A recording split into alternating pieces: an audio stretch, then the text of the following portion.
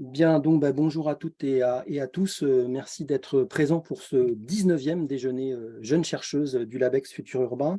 Donc aujourd'hui, on a le plaisir d'accueillir Pauline Guillemet, qui est aussi une ancienne doctorante du LabEx Futur Urbain, qui a brillamment soutenu sa thèse le 29 novembre dernier. Thèse sous la double direction de Frédéric Moret, ici présent, qui va faire la présentation de Pauline, et de notre collègue Étienne Anaheim, de l'École des hautes études en sciences sociales. Alors, je suis d'autant plus ravi que Pauline est très, très active dans le LabEx Futur Urbain. Elle est membre du groupe Usage de l'histoire et devenir urbain. Donc, je salue Diane Roussel, une de ses co-animatrices. Et donc, Pauline, avec d'autres doctorants, a lancé il y a déjà quelques années un séminaire de doctorants en fait, au sein de ce groupe. Le sujet dont elle va nous parler, donc sa thèse et ses travaux sur John Ruskin est tout à fait emblématique, je dirais, des travaux qui se tiennent au sein du LabEx Futur Urbain et notamment des croisements disciplinaires qu'on essaie de favoriser. Alors bien entendu, John Ruskin, c'est une figure majeure de l'histoire des théories de l'architecture du 19e siècle, au moins aussi connu que Viollet-le-Duc. Mais c'est aussi une figure importante de l'histoire des théories urbaines, hein. Il est identifié très tôt par François Choët dans son anthologie de 1965, coincé entre Pudgeon et Maurice. Mais Pauline en propose un autre regard, une autre lecture au croisement, je dirais, de l'histoire urbaine et de l'histoire sociale. Donc, merci encore. Et donc, sans plus tarder, je laisse la parole à Frédéric Moret pour présenter Pauline. Oui, bon, je vais être très très rapide parce que je voudrais. L'important, c'est surtout qu'on écoute Pauline, donc que tu as quasiment tout dit. Pauline a soutenu il y a 10 jours, 15 jours, je ne sais plus. 15 jours. Juste le temps de se reposer avant de, de reprendre. Sa thèse intitulée L'œil et la pierre, donc autour donc, du gothique et de John Ruskin. Que dire de Pauline, à part le fait qu'elle est naturellement géniale et que sa thèse était superbe. Elle a bénéficié, elle a fait des études d'histoire, comme tout le monde, j'allais dire, un peu d'histoire de l'art aussi. Elle a travaillé au départ sur l'histoire de l'Afrique orientale. Hein, c'est ça, en histoire médiévale, donc elle vient de loin. Elle est agrégée d'histoire.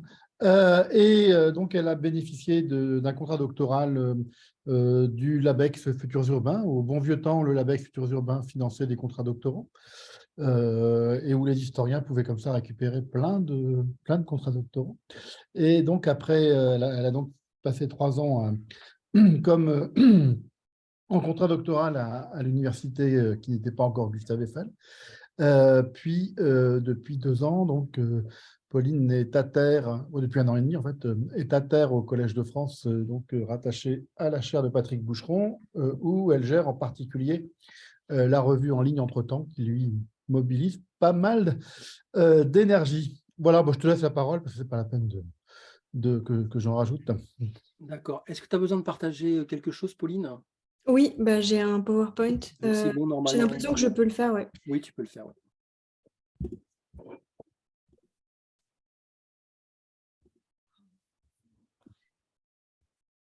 Ouais. Ok. Alors, comme je retéléchargeais l'application, il faut que je juste simplement. Florence arrive, puisque Oui, je vois oui, Florence nous qu'elle a dû rejoint. passer par le mail de son mari. Ouais. Tac. Ah non. Ah non. Tac.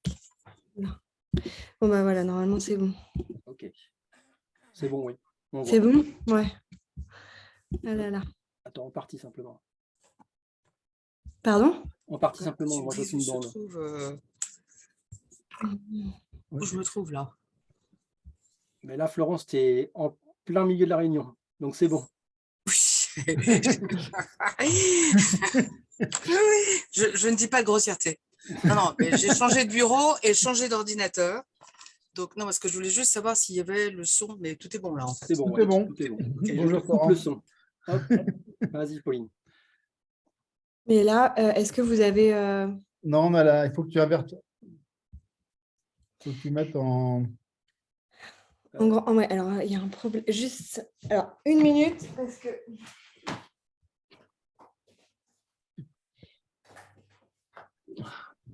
Je suis désolée, c'est J'ai eu un problème d'imprimante, donc je n'ai pas imprimé mon texte. Et donc là, je ne peux pas partager mon écran et en même temps regarder mon texte. Donc, je vais juste le mettre sur... juste me l'envoyer. Je suis désolée. En plus, tout le monde est pressé.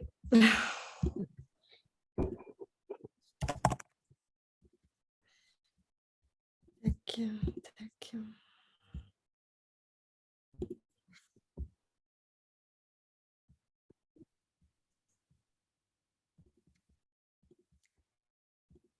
Allez, tac. Donc, je remets mon PowerPoint.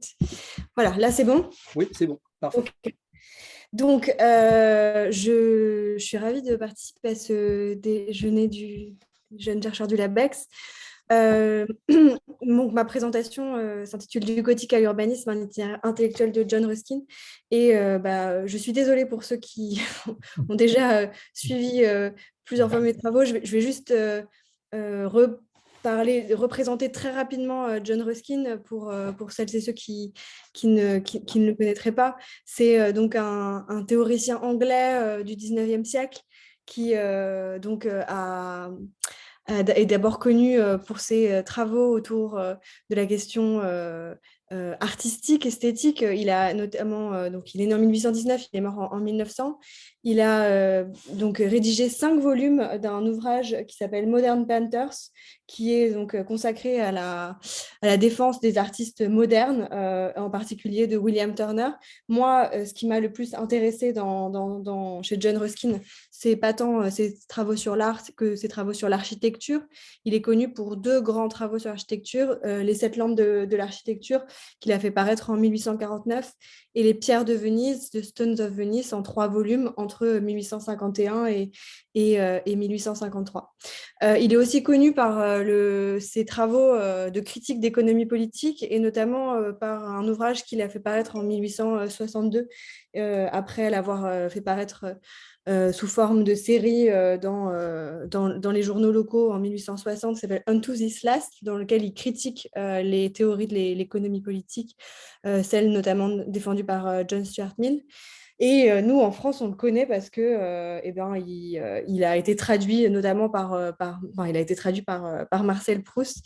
Et là, donc, notamment un de ses ouvrages, La Bible d'Amiens, qu'il a, lui, écrit en 1884 et qui a été traduit en 1904 par Proust. Moi, j'ai travaillé sur John Ruskin, donc, comme l'ont rappelé Loïc et Frédéric, au sein de ma thèse, qui s'intitulait donc L'œil et la pierre, John Ruskin et le Gothic Revival, le gothique comme outil de la critique sociale, Grande-Bretagne 1837-1919. Moi, ce qui m'a intéressée chez Ruskin, c'est son traitement donc, de l'architecture gothique, dans un contexte qui est celui du développement d'un courant esthétique, mais aussi religieux et politique, qu'on a appelé le Gothic Revival et qui, à première vue, est associé à l'idée assez simple en fait, de revitalisation d'une architecture gothique en Grande-Bretagne au 19e siècle. Et moi, ce que j'ai cherché à montrer dans ma thèse, c'est finalement ce qui se joue autour du Gothic Revival en Grande-Bretagne, c'est en fait bien plus complexe qu'une simple volonté d'imitation des formes architecturales du Moyen-Âge. Ce qui m'a intéressée, c'est ce que le Moyen-Âge, en fait, par le gothique, rend possible de penser au 19e siècle. Et notamment, je montre en partant de la manière dont Ruskin traite de l'architecture gothique, en quoi le Moyen-Âge est un outil pour penser 3 choses, l'architecture en elle-même, la société et la ville. Alors, en ce qui nous concerne aujourd'hui, au sein du LabEx Futurs Urbains, c'est plus précisément le 3e temps, la manière dont le gothique et le Moyen-Âge permettent de penser la ville qui va nous intéresser. Alors, si cette présentation s'intitule Du gothique à l'urbanisme, c'est parce qu'il y a quelque chose d'assez étonnant en fait autour de Ruskin, c'est qu'il est aujourd'hui considéré, vous l'avez dit Loïc, comme un acteur de la pensée urbanistique, notamment dans le fait qu'il a été présenté comme tel par Françoise Choët en 1965. Alors même qu'en fait, d'emblée, quand on s'intéresse à ce qu'il a écrit, il n'y a pas de discours systémique sur la ville. On trouve après quasiment rien en fait sur la pensée de la ville chez Ruskin, à part quelques descriptions, et notamment en lien à l'architecture. Et en fait, par contre, il a été lu, il a été reçu, il a été approprié par les premiers théoriciens et les premiers praticiens de l'urbanisme. Et moi, c'est cette lecture-là qui m'a intéressée et qui m'a permis de montrer ce que finalement Ruskin avait laissé en héritage dans la pensée urbanistique du début du XXe siècle. Donc aujourd'hui, c'est un peu de ça que part ma réflexion, c'est comment un auteur qui n'a pas en fait produit de discours, disons, systémique sur l'urbain, on est venu à le considérer comme un précurseur de l'urbanisme. La question sous-jacente, c'est un peu qu'est-ce que la théorie architecturale de Ruskin rend possible au niveau de la pensée de la ville. Et c'est un peu de ça dont il va être question aujourd'hui, dans un format évidemment un peu ramassé. Alors pour commencer, d'abord, Ruskin, il est considéré, on peut quand même le considérer comme l'un des acteurs de la formulation d'un discours spécifique sur la ville dans la seconde moitié du 19e siècle. On va essayer de voir en quoi et comment en fait ce discours naît chez lui de la matrice que constitue sa théorie de l'architecture gothique.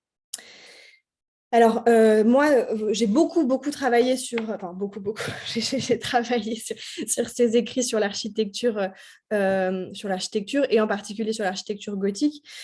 Alors, je vous ai dit, il y a 2 grands ouvrages. Il y a également un nombre important de conférences qu'il a données, notamment dans la seconde moitié du 19e siècle, à partir de 1853. Il a donné dans différentes villes britanniques. Et donc, il y a la masse de ces conférences, plus ces 2 ouvrages, et en particulier, au sein des Pierres de Venise, il y a un chapitre, juste le rappeler, qui s'appelle The Nature of Gothic, qui est un chapitre qui est le chapitre 6 du 2e volume des Stones of Venice, dans lequel vraiment Ruskin fait une théorie de l'architecture gothique qu'il présente en définissant un certain nombre de caractéristiques de l'architecture gothique. Moi, je me suis beaucoup intéressée à ce chapitre. Et là, on en a une représentation, une illustration d'une édition par William Morris dans la Kelmscott Press, donc dans les années 1890, puisque ce chapitre a été beaucoup réédité de manière autonome. Donc, c'est beaucoup de là que vient ma réflexion. Et alors, de ce chapitre, on comprend bien l'idée générale de Ruskin, c'est qu'en fait, le gothique constitue pas tant pour lui un modèle architectural, d'un point de vue formel, stylistique, structural ou technique. Finalement, ce qui l'intéresse dans le gothique, c'est que c'est un modèle pas tant architectural que social, en fait. Et ce qui lie à travers l'architecture gothique, c'est la mémoire, la trace d'une société qu'il considère, lui, comme idéale, qui est la société médiévale. La société médiévale du XIIIe, XIVe siècle, et en particulier celle qu'il peut observer à travers les pierres à Venise, dont il fait un modèle social. Ce qu'il voit, en fait, c'est dans les pierres, celles qui composent donc les sculptures, notamment des chapiteaux, des vantaux, des porches, des frises, des recoins, en fait, de toute de l'architecture gothique qu'il observe. Et il observe la marque de la liberté des travailleurs médiévaux qui avaient la possibilité, contrairement aux travailleurs sur les chantiers de la Renaissance, de laisser libre cours à leur imagination. Il y repère, selon ses termes, la joie et le bonheur, en fait, des travailleurs gothiques. Ça, c'est le point central de son interprétation du gothique, à partir duquel il déplie ensuite sa théorie sociale, celle qui pointe du doigt, en fait, les effets néfastes de la standardisation de la production qu'il voit à l'œuvre depuis la Renaissance jusqu'à la société industrielle de son temps. Alors, c'est quelque chose, cette liberté des travailleurs gothiques, qui constitue une première originalité dans l'histoire de la théorie architecturale, avec donc Ruskin. Ce qu'il propose là comme lecture de l'architecture est assez novateur, même s'il y avait évidemment des prémices à cette manière de concevoir la manière de produire au Moyen-Âge. Mais alors, il y a quelque chose d'autre qui est très original chez Ruskin, c'est que contrairement à ce qu'on a en tête quand on pense à la théorie architecturale du gothique au XIXe siècle, on a plutôt tendance à penser qu'en fait, ce qui a intéressé, ce sont les grands bâtiments type cathédrale, église, les bâtiments en fait, ecclésiastiques qui ont pu notamment être hyper importants dans la pensée de Augustus Pugin, qui est un des théoriciens de l'architecture britannique, qui est précurseur de Ruskin et qui, lui, étudie essentiellement en fait, l'architecture ecclésiastique dans ses ouvrages architecturaux. On peut aussi penser à la manière dont finalement l'architecture gothique est aussi passe dans la culture populaire, par exemple à travers Notre-Dame de Paris, évidemment. Là, chez Victor Hugo, c'est une cathédrale qui incarne l'architecture gothique. Chez Ruskin, en fait, ce qu'il n'arrête pas de pointer, c'est que le gothique serait un art civil, domestique, et non pas un art qui serait en premier lieu religieux, ecclésiastique. Et ça m'a beaucoup intéressée, parce qu'à partir de là, à partir de cet intérêt porté sur l'architecture domestique, Ruskin va progressivement pouvoir tracer les contours d'un discours proprement urbain. Parce qu'en fait, en déplaçant son regard du monumental vers l'ordinaire, ça a des effets, ce déplacement-là a des effets sur la constitution en cours de l'histoire de l'art comme champ disciplinaire. Il y a une sorte en fait, de changement de paradigme épistémologique, tout à la fois en ce qui concerne le type d'objet à traiter, c'est-à-dire que c'est plus l'église, c'est la maison, c'est le porche, c'est la boutique, c'est l'échoppe, mais également dans l'échelle, parce qu'en fait, ce qui intéresse Ruskin, c'est l'articulation entre les différentes structures architecturales au sein d'une rue et au sein donc d'une ville. Et c'est là, en fait, d'où vient son discours sur l'urbain. Il étudie la ville, comme il le dit dans une conférence qu'il donne en 1853, comme une harmonie solennelle de sculpture. Alors évidemment, il y a un peu la dimension là, un peu romantique qu'on voit poindre, mais en fait, chez Ruskin, elle est très... c'est toute cette belle manière de dire. Et là, pour venir nourrir un discours qu'il souhaite constituer comme proprement scientifique, et il dit « La grande musique concertée des rues de la ville, lorsque la tourelle s'élève au-dessus de la tourelle, que vantaux après vantaux se découvrent dans des renfoncements, et que la tour succède à la tour le long des crêtes les plus éloignées des collines habitées, c'est une sublimité dont vous ne pouvez avoir aucune idée pour le moment et qui est capable, je crois, d'exciter presque l'émotion la plus profonde que l'art puisse jamais faire naître dans le sein des hommes. » Et moi, ce qui m'a intéressée, c'est de montrer comment, en fait, chez Ruskin, l'architecture n'est intéressante que dans une mise en relation entre différentes architectures, que parce qu'elle est mise en relation avec l'architecture qui est à côté. Et donc, en fait, c'est cette articulation entre les différentes formes architecturales qui fait que Ruskin là, est capable de penser l'urbain, de penser la ville. Et ce qu'il voit dans le gothique et qu'il ne voit pas dans l'architecture classique depuis la Renaissance, qui est aussi une mode au XIXe siècle, puisque la confrontation entre le néo-gothique et le néoclassique, ce que l'architecture gothique permet, c'est une différence dans les formes, c'est-à-dire qu'il n'y a pas de standardisation et que les vantaux, ils sont différents, les tourelles sont différentes, il y a des différences de hauteur qui permettent, en fait, selon lui, de penser la diversité et la diversité architecturale, mais aussi la diversité sociale. Et donc, à partir de là, à partir de l'architecture, ça lui permet de penser l'organisation sociale entre une masse, en fait, entre une diversité incalculable d'individus qui s'articulent entre eux dans la ville. Et alors, il dit par exemple, pour comparer donc, ce qu'il dit de l'architecture néoclassique, il prend notamment la manière dont a été reconstruit la Newton, a été construit la Newton d'Édimbourg. Il dit « Faites le tour de vos bâtiments d'Édimbourg et regardez à hauteur d'œil ce que vous y trouverez. Rien d'autre que des blocs de pierre taillés à l'équerre. Des pierres taillées à l'éclair, un désert de pierres taillées à l'équerre pour des siècles et des siècles, de sorte que vos maisons ressemblent à des prisons, et c'est effectivement le cas. Car le pire trait de l'architecture grecque n'est pas sa cherté, mais sa tyrannie.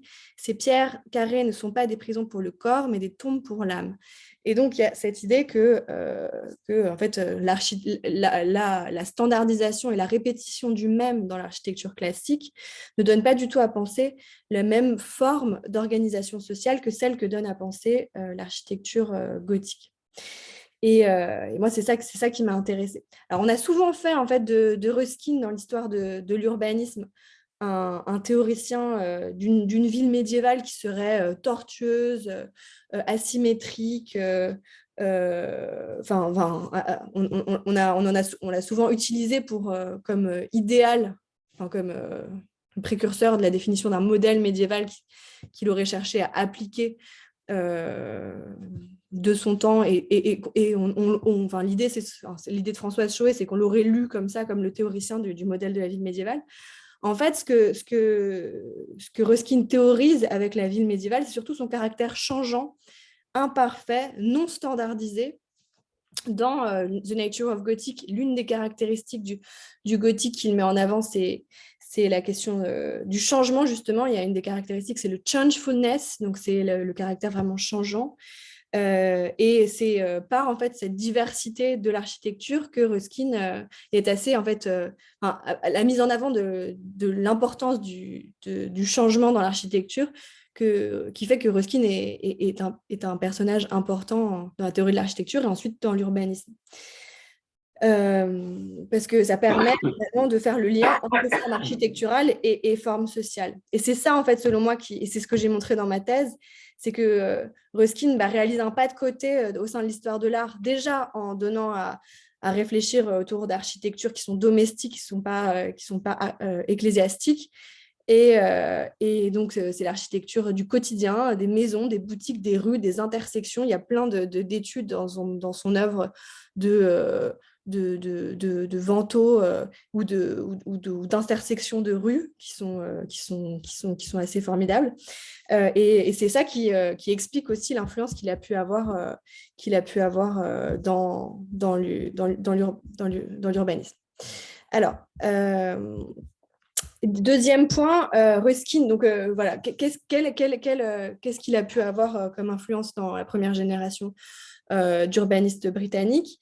Moi, ce que j'ai mis en évidence dans ma thèse, c'est que Ruskin, il a eu notamment une grande importance autour du mouvement des Garden Cities, donc le mouvement des cités-jardins, dont le père fondateur est Ebenezer Howard. Pardon. Donc, qui a écrit en 1898 un ouvrage dans lequel il théorise les cités-jardins, les Garden Cities, Tomorrow, a Peaceful Path to Real Reform, qui a donné naissance l'année suivante, en 1899, à l'organisation d'une véritable association, la Garden City Association, qui a été fondée dans un premier temps pour lever des fonds, en fait, pour prévoir la réalisation future des cités-jardins en Angleterre. Et la première cité-jardin qui est réalisée, en fait, c'est quelques années après, c'est en 1903. C'est à Letchworth, donc pas très loin de Londres. Ils ont levé suffisamment de fonds pour réaliser, à partir de la théorie de Howard, une première réalisation donc de Garden City en 1903. Il y en a d'autres. Il y a aussi celle de Hampstead, donc vraiment à Londres en 1906. Il y a aussi ensuite en 1919, il y a celle de Welwyn.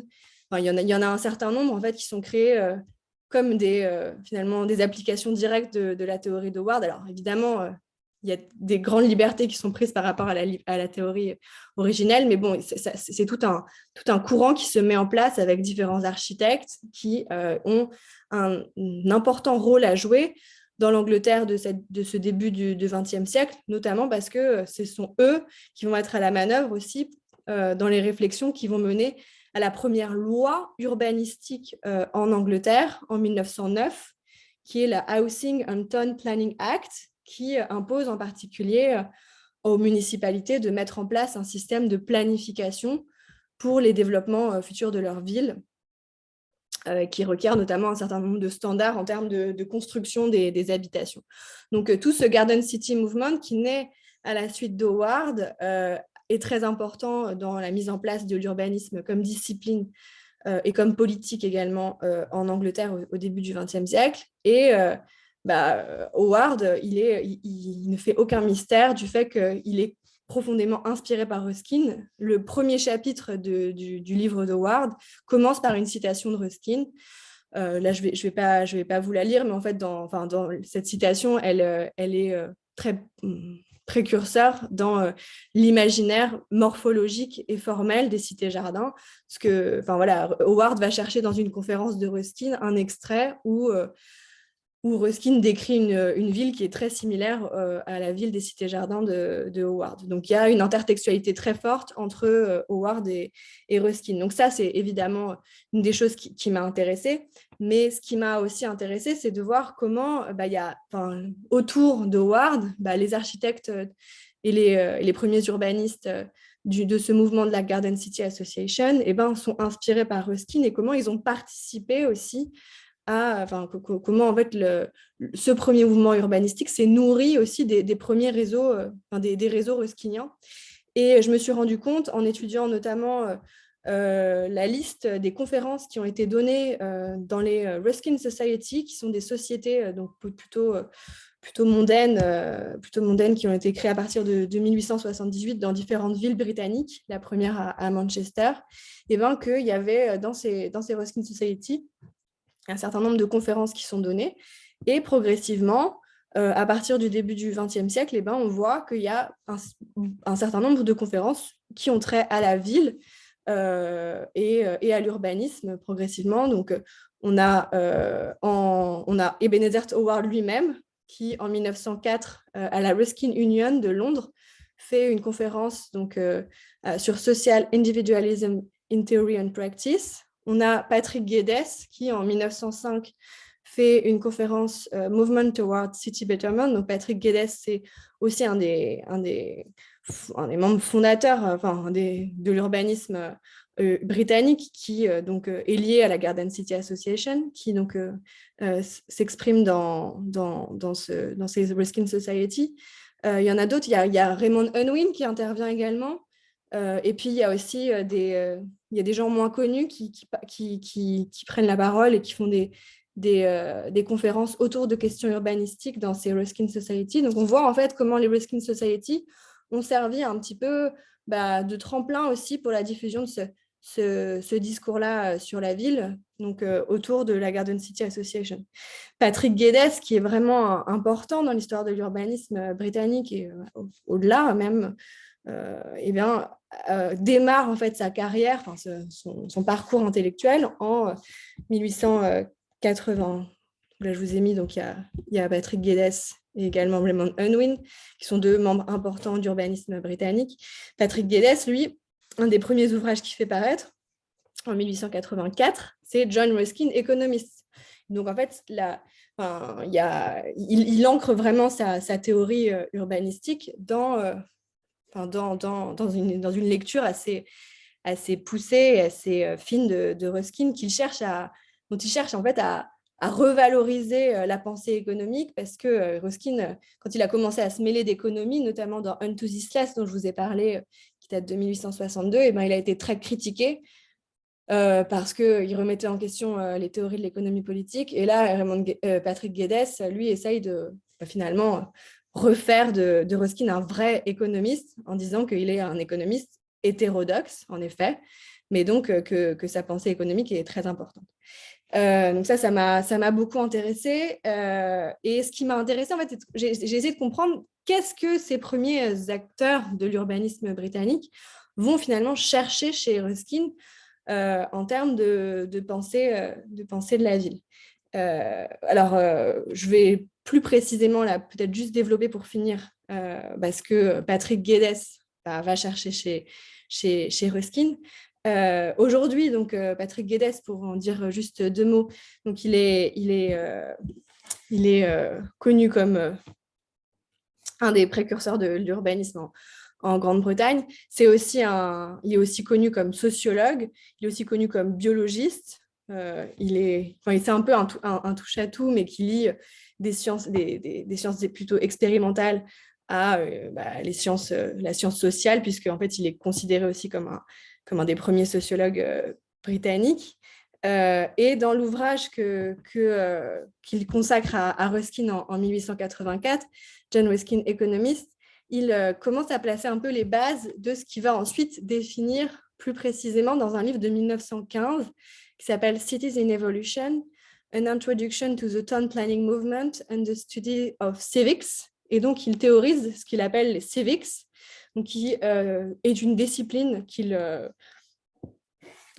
théorise, qu'il crée, et qui s'organise autour d'une série de propositions, à la fois théoriques et pratiques, relatives donc au développement urbain, et qui pose comme principe une proximité très forte entre sociologie et urbanisme. Sa discipline des civics repose sur l'idée d'un nécessaire apprentissage citoyen des logiques et des problématiques urbaines à travers le développement, selon lui, enfin, ce qu'il appelle de ses voeux, d'institutions qui rassembleraient le résultat de différentes enquêtes urbaines. Il s'inscrit là dans un peu un courant, le courant du positivisme anglais, qui est incarné en Angleterre donc par notamment Richard Congreve et Victor Brownford, qui sont des proches de Patrick Geddes. Il défend en fait l'idée d'une pratique sociologique appliquée à la question de la transformation urbaine. Il parle d'enquête civique qu'il préconise avant toute décision d'ordre urbanistique. Et c'est des enquêtes qui sont directement influencées par sa lecture de contes, de Frédéric Leplay également, mais également de Ruskin. Il le dit très clairement. Ruskin est une des influences majeures de son travail. Et donc, il décrit un petit peu ce système d'enquête dans Cities in Evolution. Il dit, pour chaque ville, nous avons besoin d'une enquête systématique sur son développement et ses origines, son histoire et son présent. Cette enquête est nécessaire non seulement pour les bâtiments matériels, mais aussi pour la vie urbaine et ses institutions, car la ville bâtie n'est que l'enveloppe extérieure. De là, l'intérêt de l'étude partielle d'Édimbourg, l'une des villes les plus typiques, surtout lorsqu'elle est réorganisée sous une forme plus complète, dans des expositions ultérieures, avec des études d'autres villes, grandes et petites, britanniques et continentales. On retrouve là en plus le fait que Ruskin s'est beaucoup intéressé à Édimbourg, Patrick Geddes aussi en tant qu'Écossais et s'intéresse à Édimbourg. Et voilà, on retrouve aussi une forme de proximité entre Ruskin et Geddes dans le fait que la forme architecturale, la forme urbaine est avant tout une forme sociale, puisque le type d'enquête qu'envisage Geddes ne concerne pas uniquement la forme de la ville, mais aussi sa vie et ses institutions. Et il y a vraiment chez Geddes, qui est important dans l'histoire de l'urbanisme, l'idée de vraiment lier l'urbanisme à la pratique sociologique. Il fait également à plusieurs reprises appel à la Sociological Society, dont il est un des membres, qui a été créé en 1904, qui témoigne des premiers soubresauts de la sociologie en Grande-Bretagne, et dont il dit qu'au sein de cette Sociological Society, il faut qu'il y ait un pôle important d'enquête sur les villes qui organise des expositions, notamment il y a une dimension pédagogique et didactique très forte chez Geddes. Il est pour l'organisation d'expositions civiques dans lesquelles seraient exposer les résultats de ses enquêtes. Il organise lui-même un certain nombre d'expositions d'ailleurs. Il organise une vingtaine d'expositions entre la fin du 19e et 1914 où il présente les résultats de ses enquêtes parce qu'il a lui-même mené des enquêtes, donc il a tout un tas de cartes, de chiffres, de données, de photographies. L'exposition aujourd'hui est perdue parce qu'elle a fait naufrage dans un bateau en 1914, mais on en a une photographie ici que je vous montre. Et finalement, là, je n'ai pas le temps de vous montrer la manière dont j'ai pu montrer le lien entre Ruskin et Geddes en termes de nécessité et de l'enquête, mais la manière dont il utilise Ruskin dans ses travaux montre bien qu'en fait, ce que Ruskin laisse en héritage chez cette première génération d'urbanistes britanniques, c'est vraiment la pensée d'une nécessité de faire avec en fait les données du terrain et d'observer finement la forme urbaine pour comprendre la forme sociale et de prendre en compte la prise en compte de cette forme sociale dans une forme de sociologie urbaine appliquée qui est déjà présente en fait chez Ruskin et qui est ensuite développée chez Guedes, chez Unwin, chez Howard également aussi, mais voilà, toute cette première génération d'urbanistes pour qui en fait il n'y a pas de modèle applicable de manière universelle, mais il y a la nécessité de pratiquer l'enquête urbaine. Et ça, c'est complètement différent de ce qu'en fait, en général, penser quand on pense à ce qu'on associe généralement intuitivement à Ruskin, c'est-à-dire l'idée qu'il aurait développé un modèle formel autour de la ville médiévale comme forme idéale. En fait, on trouve très peu de description de cette ville médiévale chez Ruskin. Ce dont il parle tout le temps, en fait, Ruskin, c'est le fait de s'intéresser précisément à l'observation des dynamiques, et de la manière dont, en fait, la forme architecturale et la forme urbaine dit quelque chose de la forme sociale, et l'importance d'observer les faits, de les récolter, de les présenter. Et finalement, c'est plutôt ça que vont chercher Guedes, Unwin chez Ruskin qu'un modèle formel. Et c'est pour ça que j'ai parlé dans ma thèse du fait qu'à partir de Ruskin naît un urbanisme que j'ai qualifié de non formel, qui met l'accent sur l'importance de l'observation et de l'enquête, et finalement une forme de pratique de sociologie urbaine ou un urbanisme sociologique finalement. Voilà, c'était ça que je voulais vous présenter aujourd'hui, en espérant ne pas avoir été trop longue. Non, non, pas du tout. Merci beaucoup, Pauline. C'était extrêmement clair et aussi passionnant. Donc, si tu veux bien arrêter peut-être le partage de ton écran pour qu'on puisse tous se voir. Et donc, en fait, là, on avait deux modérateurs, une modératrice qui est Florence Bourillon et un modérateur, Philippe Gresset.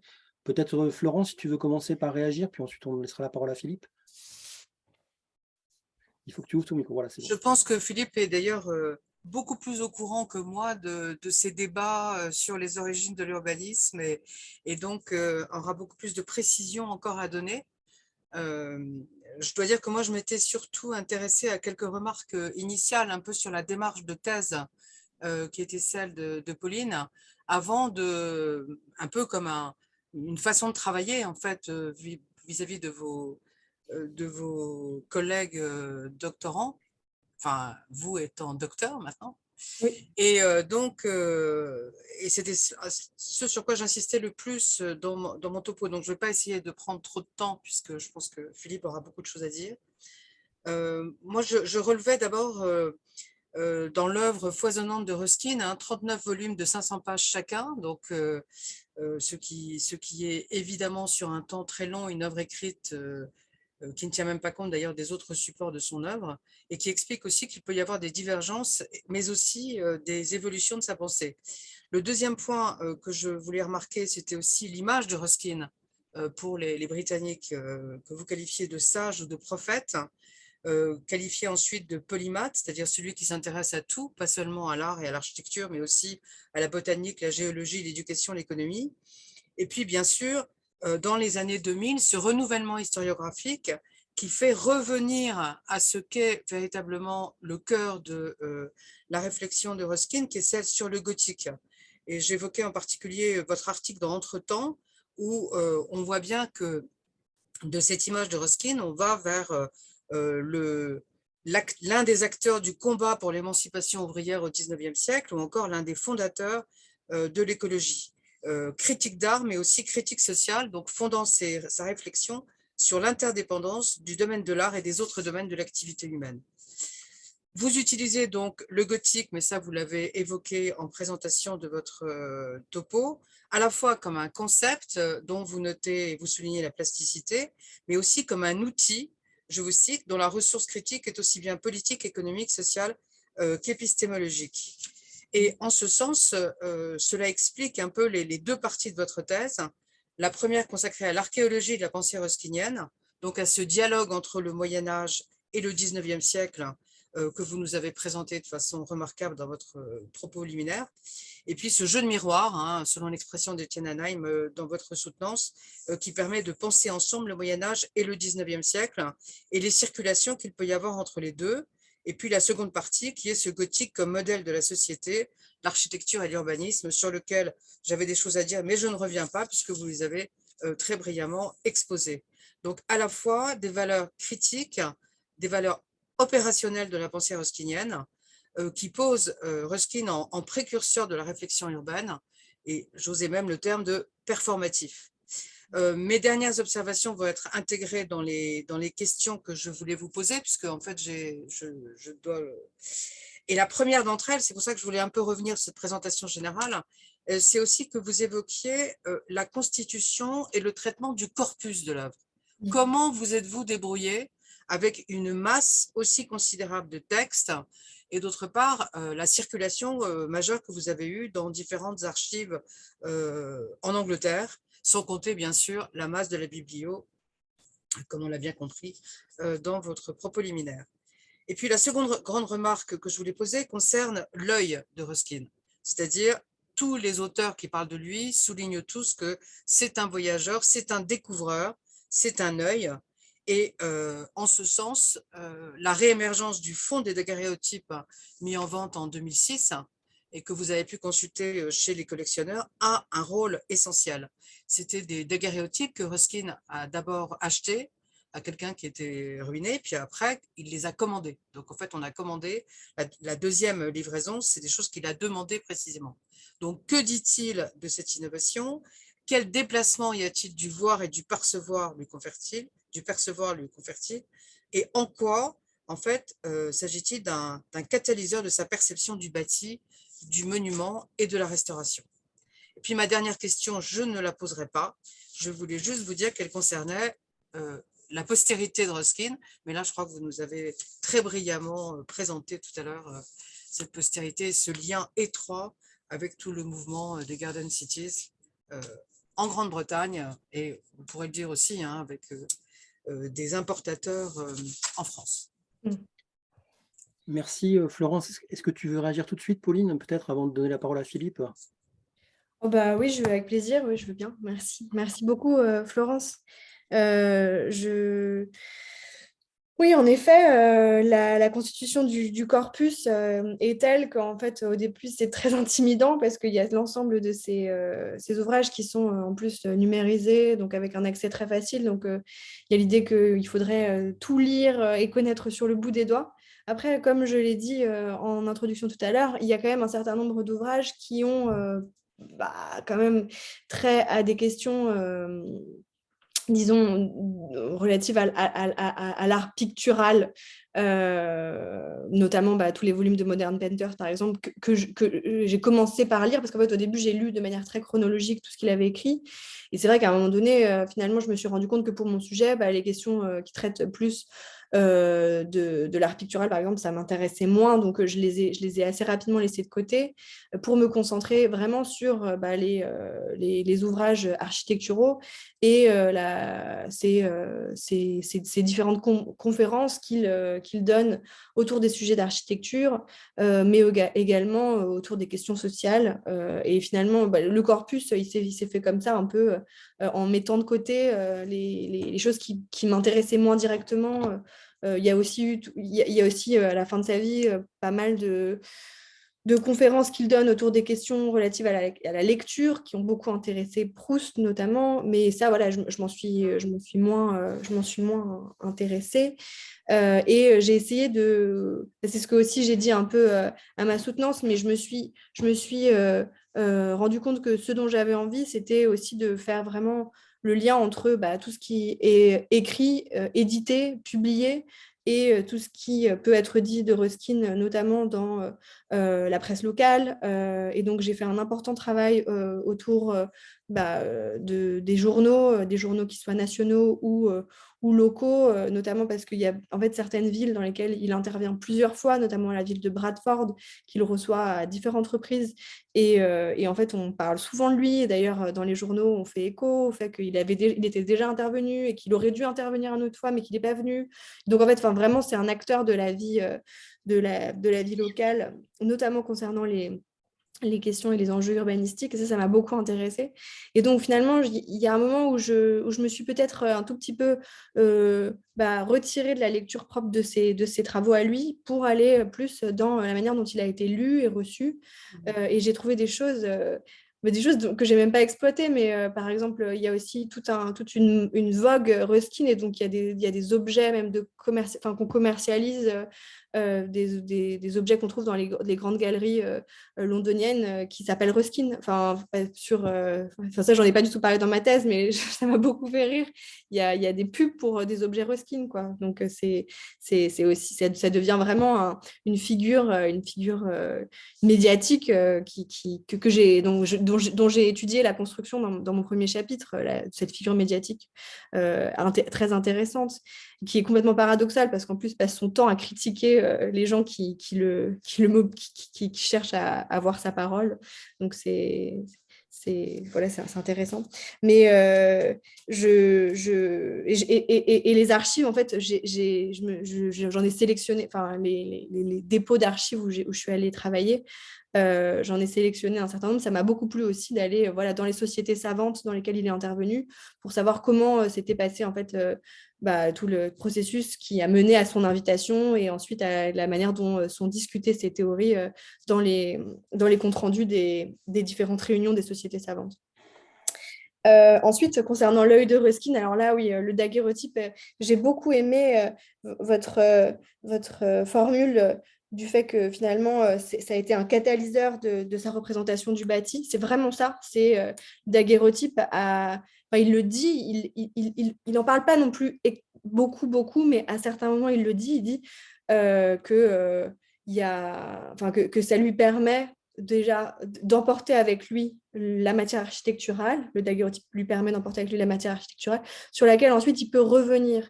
Il peut revenir à la loupe notamment, et donc il peut voir des choses dans le daguerreotype qu'il n'avait pas vu avant, et donc il va vraiment se servir du daguerreotype et de tout ce que le daguerreotype charrie en termes d'imaginaire aussi scientifique, parce que le daguerreotype est avant tout un instrument scientifique. Il a été d'abord présenté à l'Académie des sciences par Arago. Donc, c'est un outil d'abord scientifique pour lui, il sait très bien faire la différence entre l'outil artistique, esthétique et l'outil scientifique. Et donc, vraiment, le daguerreotype lui permet d'observer l'architecture d'une nouvelle façon, beaucoup plus, disons, dans une procédure de vérification de la preuve dont j'ai pas mal traité du rapport que pouvait faire entre les premières techniques photographiques et les premières aussi volontés de méthodologisation de la discipline historique, notamment qu'on retrouve chez Krakauer, notamment dans les années 30, ce lien entre finalement la volonté d'avoir accès à une vérité photographique et d'avoir accès à une vérité historique. Chez Ruskin, c'est très, très fort. Et donc ça, la pratique du daguerreotype a vraiment changé sa manière de voir l'architecture. C'est ce que je propose, en tout cas, comme interprétation dans ma thèse. Merci. Alors, j'ai bien noté dans le chat les questions d'Alain Lostis, on va les prendre tout à l'heure. Je voulais laisser la parole à Philippe Gresset pour qu'il intervienne. Il nous reste une dizaine de minutes. Faites attention les uns les autres à la concision, si possible, des questions et des réponses. Philippe? Il faut ouvrir votre micro, Philippe.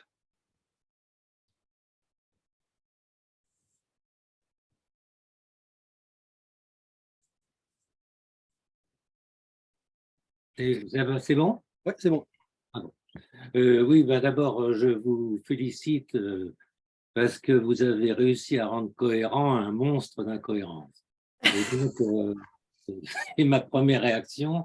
Ruskin dit tout et le reste. C'est pour ça que la contradiction des propos de Ruskin est très difficile à faire, parce que, bon, je ne suis pas tout à fait d'accord quand vous dites que c'est un représentant majeur de la théorie architecturale, parce que je vois par exemple Pevsner dans son livre écrit quelques pages sur Ruskin, mais enfin, Pugin est quand même beaucoup plus important dans la théorie architecturale que Ruskin, et puis il y en a beaucoup d'autres. Je vous renvoie au livre de Pevsner sur les théories architecturales. Alors par contre, que ça soit un des critiques d'art les plus importants du XXe siècle, là je suis d'accord. Alors sur le Moyen-Âge, sur le gothique, alors comme vous le savez, le gothique avec le néoclassicisme sont les premières architectures internationales, bien avant l'architecture moderne orthodoxe. Mais Ruskin n'aime pas le gothique. Il exècre le style Tudor. Il connaît pas le style gothique allemand. Il connaît pas. Alors, il admire le gothique français par hasard parce que, en fait, ce qui est terrible chez Ruskin, c'est qu'on a parlé d'un œil, mais donc cet œil est extrêmement conditionné par ses voyages. Dans une de ses préfaces, il a le malheur de dire qu'il n'y a pas d'image de je ne sais pas quelle église britannique parce que il fait trop froid pour dessiner dans une église anglaise. Bon, ce qui est quand même absolument navrant pour un penseur. Alors, je ne parle pas d'économie parce que ce n'est pas mon domaine, mais alors là, dans le genre navrant de chez navrant, c'est le con. On ne peut pas parler de Ruskin économiste, c'est pas possible. Il faut arrêter. Alors déjà, son engagement social, bon, à part sa petite ville de Saint-Georges, là, qui est en fait une organisation de charité, qu'est-ce qu'il a fait? Rien. C'est là où il y a quand même une différence fondamentale avec William Morris, qui lui agit. Alors Ruskin ne fait rien. Et son usine pour la fabrication de, je ne sais plus quoi, de la laine, parce qu'il faut dire que j'ai lu Ruskin il y a 40, là maintenant il y a peut-être 50 ans. Et alors j'ai découvert que dans les années 2000, effectivement, il y a un renouveau de Ruskin. On a traduit beaucoup de textes de Ruskin. D'ailleurs, je rends hommage en passant à mon ami, voire complice, Jean-Claude Garcia, qui était un grand spécialiste de Ruskin. Moi, j'avoue que je n'ai pas lu quelques éditions originales, parce que alors certaines, j'avoue, m'ont tombé de mal. La question que j'aurais vous poser, donc, c'est qu'est-ce que c'est que le gothique que défend Ruskin? Parce que dans la ville, qu'est-ce qu'il dit? Il dit qu'il faut des arcs Bruycken, là, et puis des pignons sur les toits. Mais à part ça, il définit absolument pas le gothique. C'est contrairement alors à d'autres, parce que donc la grande différence, par exemple, entre le roman et le gothique a été établie par Rickman en 1818, et Rickman est un type sérieux. Rickman, d'ailleurs, ça fait toujours référence. Tandis que la définition du gothique par Ruskin, je ne sais pas ce que c'est. Je n'ai pas compris.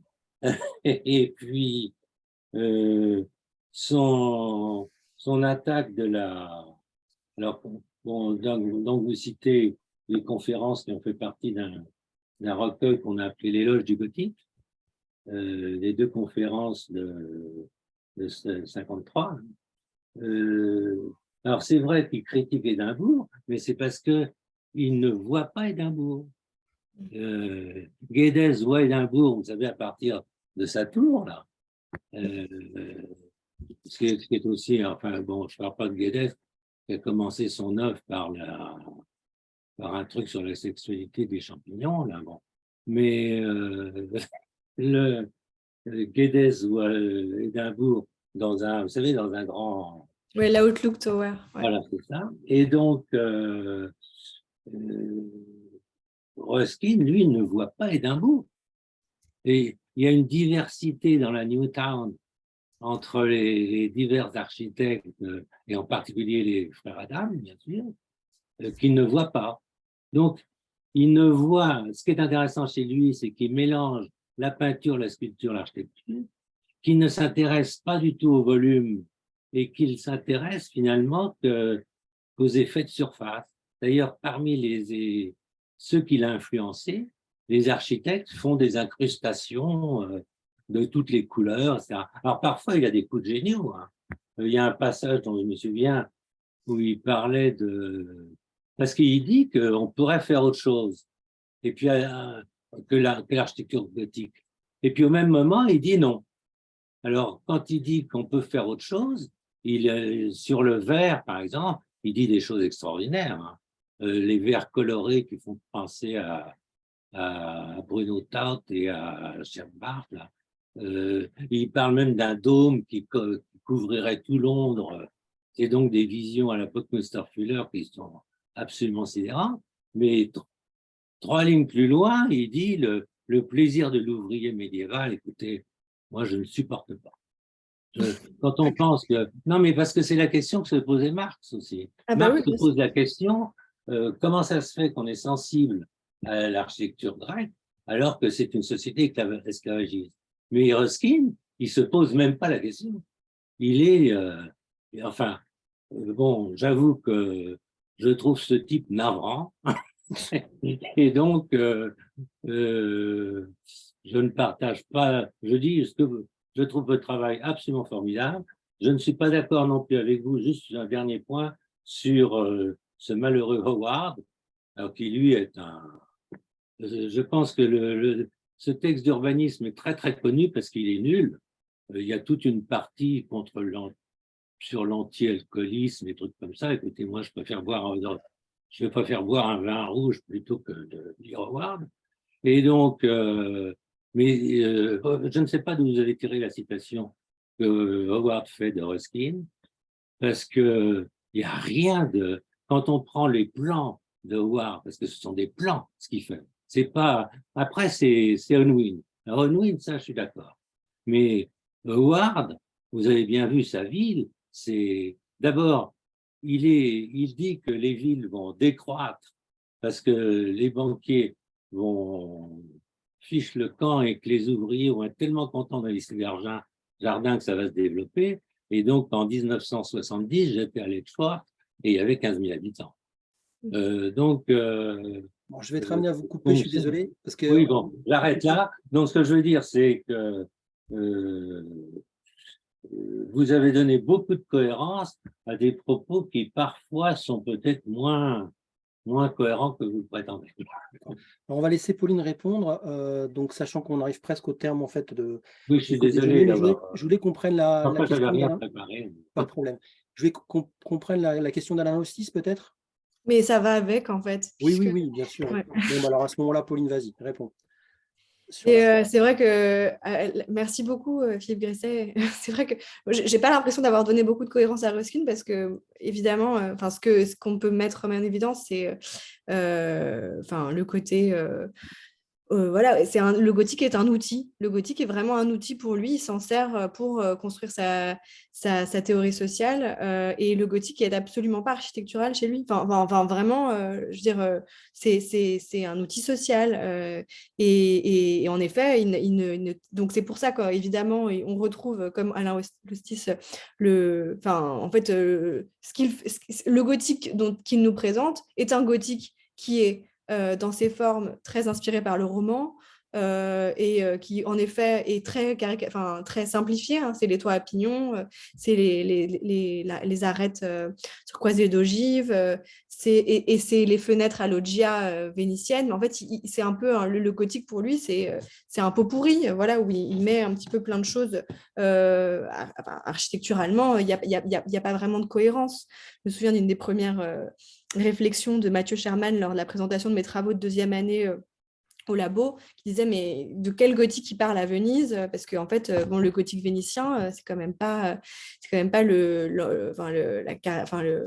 l'image qu'on a du gothique en général. Donc en effet le gothique est très instrumental chez Ruskin et moi c'est ça qui m'a intéressée, c'est de voir comment alors même qu'il est quand même considéré comme un chantre du néo-gothique, qu'on fait appel à lui pour avoir des conseils en architecture pendant toute la seconde moitié du 19e siècle, c'est pas vraiment ça qui l'intéresse en fait. Et c'est ça qui m'a intéressée. Et simplement pour la question du fait de savoir si c'est un représentant de la théorie architecturale ou pas, oui, en effet, Pevsner ne lui consacre que très peu de pages à Ruskin, mais c'est parce que son livre est Pioneers of Modern Design et qu'en fait, Pevsner essaye de faire… Non, c'est pas dans celui-là. C'est pas celui-là? Non, mais en tout cas, Pevsner est un chantre de l'art moderne et il veut tout faire en sorte que Ruskin ne soit pas considéré comme faisant partie de l'art moderne. D'accord, ok. Il dit que l'art moderne commence après Ruskin. Et justement, Ruskin est utilisé à chaque fois comme un peu un épouvantail de bon, bah, c'est la réaction, c'est le conservatisme. Enfin, on en fait un peu ce qu'on veut. Et moi, c'est ça qui m'intéressait, c'est comment on le relie et comment ça dit quelque chose de cette fonction du Moyen-Âge au 19e siècle. D'accord. Est-ce que quelqu'un veut, on a peut-être le temps de reprendre encore une question. Est-ce que quelqu'un veut intervenir? Est-ce que c'est bon pour tout le monde? Bon. Alors, moi, je voudrais oui, Alain, si vous voulez. Oui, non, c'est juste c'est une curiosité parce que bon, je ne suis pas du tout du champ, je ne suis pas un historien, je suis plutôt enfin, je suis un urbaniste. Et j'ai été surpris que vous ne fassiez aucune connexion, enfin, qui me paraissait quand même enfin, un tout petit peu à creuser, de ce que je connais de Ruskin, sur la partie esthétique, donc de sa critique des. Parce qu'effectivement, les tableaux, ok, mais il me semble, ce que j'en connais, c'est qu'il y a quand même une description de l'expérience, et notamment de la voilà, et de l'expérience qui peut être urbaine. Voilà, donc il y avait peut-être quand même un lien à tisser avec une conception de l'urbanisme, d'un urbanisme social, donc d'un urbanisme, je suis désolé, j'emploie des mots contemporains, mais expérientiels. Ouais. Voilà, donc et parce que bon, il y a évidemment le néo-gothique, je connais pas bien, je connais pas l'histoire du néo-gothique, mais donc ça, je comprends tout à fait quand vous dites que il faut vous développer votre approche justement en disant que il n'y a pas de lien simple de Ruskin et du néo-gothique et du néo-gothique vers la cité-jardin, parce que c'est quand même assez compliqué à trouver. Mais non, c'est surtout, enfin, dans l'étude du corpus, enfin, je suis surpris qu'on puisse pas faire des liens plus nets, malgré effectivement ce qu'a dit Philippe Grasset, qui est assez drôle sur la dimension de l'expérience esthétique, de l'esthétique, de l'expérience esthétique, et puis après de la pensée urbaine. Puis il y a quand même une pensée urbaine, moi je trouve qu'il y a une pensée urbaine, enfin, je trouve ça assez convaincant. Il y a une pensée urbaine, simplement en voyant l'extrait que vous avez utilisé. Oui, Merci, oui, non. merci en tout cas pour l'exposé qui était très très fluide et clair et inspirant. Merci à vous. Et je dois dire qu'il y a quand même, en effet, des passages sur la question, en effet, de l'expérience, alors du regard, en fait, de l'œil, que Ruskin, en fait, dans Modern Painter, ses écrits esthétiques les plus connus, picturaux, il parle de cette expérience-là qu'on doit pas arrêter de renouveler du regard attentif, voilà, et que finalement, on doit appréhender les tableaux avec un œil enfantin. On se souvient souvent de cette citation de Ruskin. Et c'est vrai que c'est de là dont part en fait toute sa théorisation de ce que moi j'ai beaucoup, enfin sur ce sur quoi j'ai beaucoup travaillé, c'est la question de l'observation. Et donc l'observation, elle passe d'abord par en effet son rapport aux peintures, en effet. Après, voilà, j'ai vraiment montré, enfin, j'ai montré à quel point ça prend racine là-dedans, mais j'ai pas davantage creusé. Mais je crois qu'il y a vraiment une importance fondamentale accordée au regard et à l'observation qui vient de la peinture, oui. Et de sa lecture aussi des textes bibliques. Mais ça, voilà, c'est autre chose. Mais il y a une continuité comme ça de l'importance du regard qui vient de sa pratique de l'observation picturale. Oui. Tout à fait. L'émotion est capitale chez lui. Et là aussi, sur la peinture, il y a une contradiction entre l'émotion qui vient du détail et puis il aime Turner, dans lequel il y a plus rien. Il n'y a plus aucun détail. Donc là aussi, c'est une pensée, autant sur la peinture, je dirais que c'est une pensée complexe, autant sur l'urbain, je dirais que c'est une pensée confuse. Bon, je pense qu'on n'arrivera pas forcément à vous réconcilier sur cette lecture. Moi, je me rappelle en fait l'audition de Pauline il y a quelques années devant le jury du LABEX. Tout le monde avait été vraiment convaincu de l'engagement, de la solidité de Pauline comme candidate, et tout le monde mesurait bien en fait la difficulté de s'attaquer en fait à un monstre sacré comme Ruskin. Moi, ce que j'entends au jour d'aujourd'hui, c'est la solidité de tes arguments, c'est le fait que tu as une très très grande maturité par rapport à ton sujet, qui est un sujet vraiment immense, et franchement, bravo, quoi, parce que c'est loin d'être aussi évident que ça. Et c'est bien de pouvoir avoir des jeunes docteurs qui s'attaquent à des monstres comme ça, et de pouvoir en fait aider en fait à faire ces redécouvertes dont parlait tout à l'heure Florence, et qui sont essentielles. Bon, je vais être obligé de conclure ce déjeuner, hein, pour essayer de respecter le format. Le prochain en fait aura lieu le lundi 23 janvier prochain, et il sera organisé par le groupe Production Urbaine et Marché. Donc merci à tous. Frédéric est obligé de partir. Merci à Florence, merci à Philippe, merci à tous et à toutes, et merci surtout à Pauline d'avoir accepté de participer à ce déjeuner. Bonne fin d'année qui va être très très prometteuse pour toi, et puis à très très bientôt. Merci beaucoup, c'était une très bonne discussion. Je suis ravie. Tout à fait. Au Merci. revoir. Au revoir, bon après-midi à tout le monde. Merci. Merci.